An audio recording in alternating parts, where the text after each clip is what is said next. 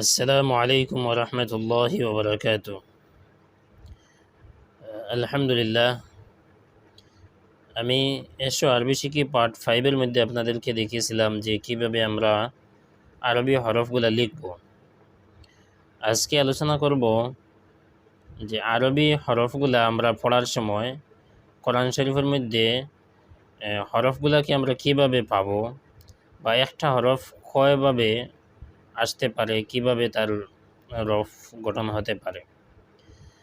যেমন আমরা অন্যান্য ইংরেজি ভাষার মধ্যেও এমনটা আছে যে সবসময় আমরা অক্ষরগুলাকে একইভাবে পাই না, অনেক সময় অনেক হরফ অক্ষর বদলে যায়। তো আরবি ভাষার মধ্যে যখন আমরা কোরআন শরীফের মধ্যে পড়ব, তখন কোন কোন অক্ষর কিভাবে আসবে, তো এই হরফগুলাকে আমাদেরকে পরিচয় করতে হবে।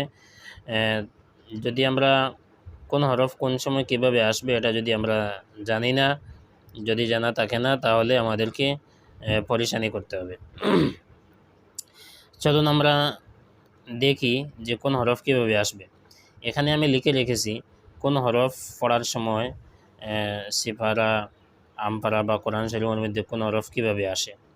তো প্রথমে আপনারা দেখতে পারতেছেন, দেখেন এখানে এটা হলো আলিফ।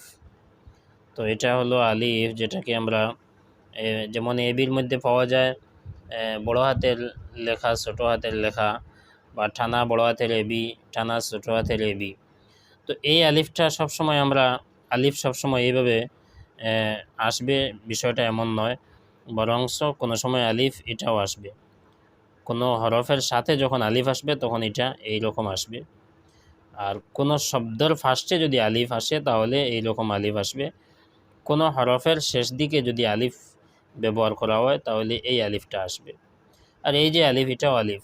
এটা বিশেষ করে এটা লামের সঙ্গে যখন আলিফ আসে তখন এই আলিফটা ব্যবহার করা হয়। তো এখানে আমরা দেখতে পারলাম তিনটা আলিফ, এটাও আলিফ, এইরকম টান, এটাও আলিফ, আর এটাও আলিফ। তারপরে আমরা দেখি বা, এটা হলো সম্পূর্ণ বা, সম্পূর্ণ রূপ নিয়ে যে বা আছে, যেটাকে বড় হাতের বা বলা যেতে পারে। তো এটা হলো বা। তারপরে দেখেন এটাও বা। তো আমরা সবসময় কিন্তু এই বা পড়ার সময় পাবো না, বরঞ্চ কোনো সময় এটা ছোটো হয়ে যাবে। এখানে একটু বড় হয়ে গেছে, এটা আরও ছোটো হবে, এইরকম একদম ছোটো থাকবে, এটাও বা হবে। তো দেখেন আমরা সবসময় বা যে পড়ার সময় এটা পাবো বিষয়টা এমন নয়, কোনো সময় এই বাটাও আমরা পাইব, এটা ছোটো থাকবে। তো বার মধ্যে তা সা তিনটা অক্ষর এসে গেছে। এখানে আবার আমি তা লিখেছি, কিন্তু তা দেখেন এই যে তা, এটা হবে বা। তো এরকম টান দিয়ে ছোটো থাকবে, এটা হবে তা। কোনো সময় তা কিন্তু আবার এইরকমও আসতে পারে, এই যে এটাও আবার তা। কোনো সময় তা এরকম তা আসতে পারে। আগে দিয়ে আমরা যখন দেখব, পড়ব, তখন আগে দিয়ে আমি আপনাদেরকে দেখাবো এই তা কীরকম আসছে। দেখেন সা, তো সবসময় আমরা সা এইরকম সা পাবো না, কোনো সময় সাটা একদম ছোটো হয়ে যাবে, এই দেখেন একদম ছোটো হয়ে যাবে সা। আর কোনো সময় সা এরকমও আসবে, এটাও সা হবে। তো কোন সময় এই সাটা ব্যবহার হয়েছে আমি আপনাদেরকে দেখাবো। তারপরে জিম, তো এটা হলো বড় হাতের জিম। আমরা কিন্তু পড়ার সময় সব সময় জিম এইরকম দেখতে পাবো না, বরংস এটা কোনো সময় এইরকম হবে, এই যে একটা অক্ষর। তো এটা শুধু জিম নয়, বরংস এটা হা হবে, খা হবে, জিম হবে। তো এখানে তিনটা অক্ষর হবে, এটা এটা হা, হা, খা, জিম। যদি বিন্দু না থাকে তাহলে হা, উপরে বিন্দু হলে খা হবে, নিচে বিন্দু হলে জিম হবে। এই দেখেন দাল, তো দাল বিশেষ করে দালের মধ্যে কোনো পরিবর্তন আসে না। দাল যখন অন্য কোনো হরফের সঙ্গে আসবে তখন তার এইরকম একটা বাড়ানি থাকবে, আর এইরকম। তো অনেক সময় পড়ার সময় দেখা যায়, আমরা যখন ছোটো বাচ্চাদেরকে পড়াই তো তারা এটাকে কোনো সময় নুন হিসাবে মনে করেন। তো এটা আমাদেরকে পরিচয় করতে হবে, এটা নুন না। অনেক সময় এটা নুন ছাত্র মনে করেন, বা এখানে যদি একটা বিন্দু আছে তো এটা জাল হয়ে যায়। তো ছোটো বাচ্চারা এটাকে জাল না পড়ে অনেক সময় তারা নুন পড়ে থাকেন। তো এই জন্য এই হরফগুলোকে আমাদেরকে পরিচয় করতে হবে, চিনতে হবে। তো এটা নুন নয়, এটা দাল। যখন আমি অন্য কোনো হরফের সঙ্গে দাল আসবে তখন এই দাল আসবে না, বরং এইরকম দাল আসবে। আর যদি জাল আসে উপরে একটা বিন্দু হয় তাহলে এটা জাল হবে। তারপর এটা হলো সিন। এ দেখেন সম্পূর্ণরূপে সিন, কিন্তু সিন যখন পড়ার সময় অন্য কোনো হরফের সাথে আসবে, তার সাথে কোনো হরফ যখন যুক্ত হবে তখন আমরা এই সিন পাবো না, বরং সিনটা এরকম হবে। দেখেন আমি এখানে লিখে রেখেছি, এটা হবে সিন, তার উপরে বিন্দু আসবে তো এটা সিন হবে। তারপরে সোয়াদ, সম্পূর্ণরূপের যে সোয়াদ, এটা আমি এখানে লিখেছি সোয়াদ, কিন্তু সোয়াদ আমরা সবসময় এই সোয়াদ দেখতে পাবো না, বরংস আমরা আগে দিয়ে যখন পড়ব তখন সোয়াদ এইরকম হবে, আর তার উপরে একটা বিন্দু আসবে, এটা জোয়াদ হবে।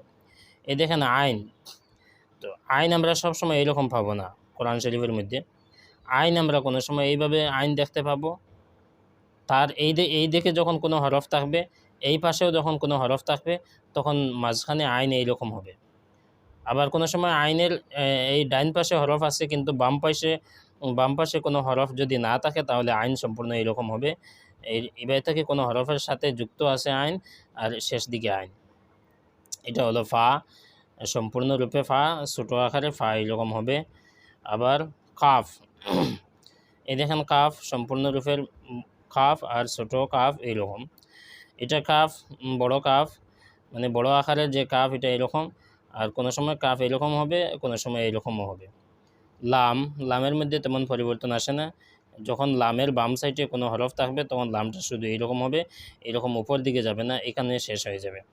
মিম, দেখেন এটা মিম, সম্পূর্ণরূপের মিম, কিন্তু কোনো সময় আমরা এই মিমটা পড়ব, এইটা কোনো সময় মিম এরকম থাকবে যখন মিমের ডানে এবং বামে কোনো হরফ থাকবে। ডান পাশে যদি কোনো হরফ থাকে, বাম পাশে কোনো হরফ থাকে, তো মাঝখানে মিম এইভাবে ব্যবহার হবে। আর মিমের যদি ডান পাশে হরফ থাকে, বাম পাশে হরফ থাকে না, তাহলে এই মিমটা ব্যবহার হয়। এটা হলো নুন, সম্পূর্ণরূপের নুন।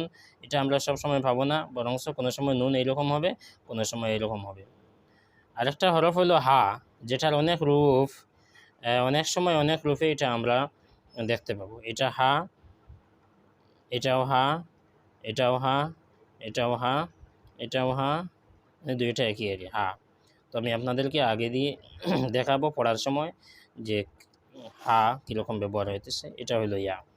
তাছাড়া এখানে যে হরফ আছে এই হরফগুলো আমি আপনাদেরকে মিসাল সহ, আরবি শব্দ ব্যবহার করে মিসাল সহ আমি আপনাদেরকে অন্য একটি ভিডিওর মাধ্যমে দেখাবো, যাতে আমাদেরকে এই হরফগুলো ভালোভাবে বুঝতে সহজ হয়। আশা করছি আপনারা বুঝতে পারছেন এবং আপনারা চেষ্টা করবেন। এটা কঠিন বিষয় নয়, আরবি শেখা, আমরা আরবি শিখতে পারবো। আসসালামু আলাইকুম ওয়া রাহমাতুল্লাহ।